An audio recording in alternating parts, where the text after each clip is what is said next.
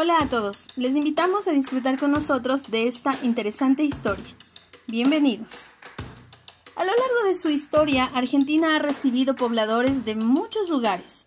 Especialmente conocida es la llegada de españoles e italianos, pero hubieron minorías cuya presencia en el país sudamericano es más desconocida, como es el caso de los Boers que arribaron a la Patagonia desde Sudáfrica a principios del siglo XX.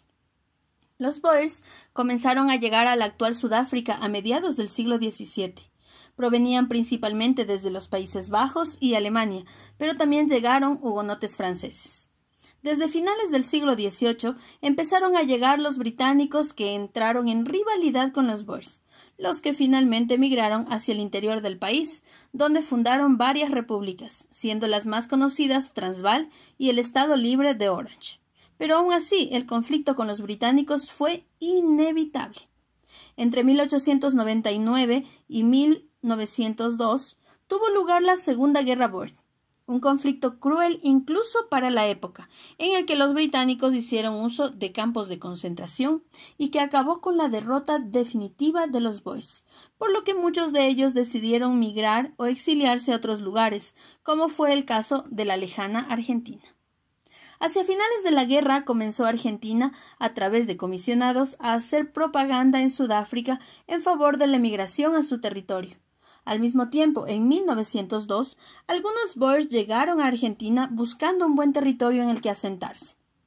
Entre ellos se encontraban Luis Bowman y el italiano Camillo Ricciardi, que llegó a visitar los territorios de Santa Cruz y Neuquén.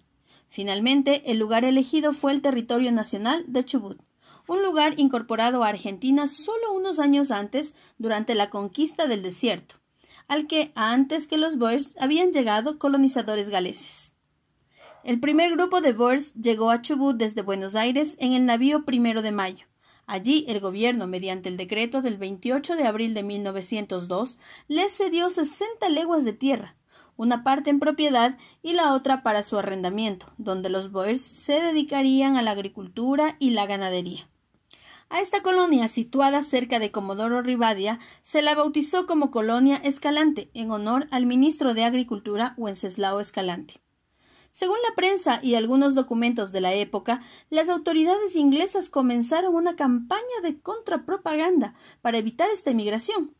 En esta campaña se hablaba de las malas condiciones de la tierra, a la que calificaban como insalubre.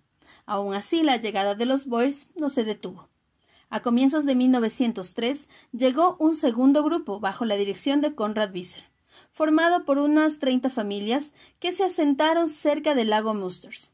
Muchos de estos migrantes eran excombatientes y junto a ellos llegaron algunos de sus sirvientes africanos.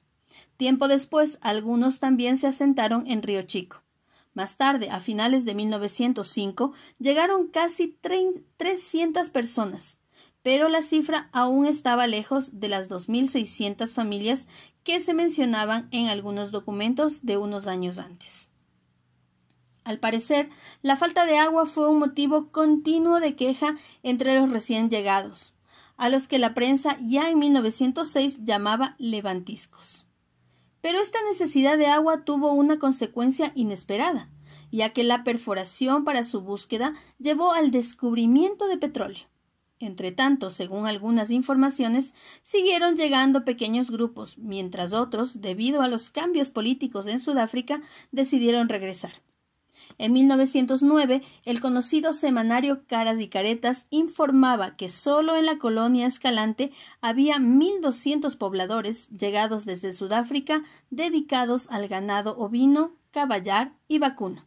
Sin embargo, a pesar de la relativa prosperidad que algunos alcanzaron, otros prefirieron repatriarse, en parte por las nuevas oportunidades creadas en su país de origen, en parte por la inestabilidad política argentina.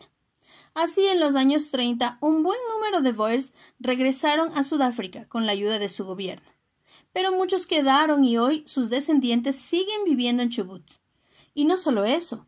Varios lugares aún recuerdan a aquellos Boers como Puerto Visser o Manantiales Bear, que llevan los nombres de algunos de los primeros migrantes llegados desde Sudáfrica.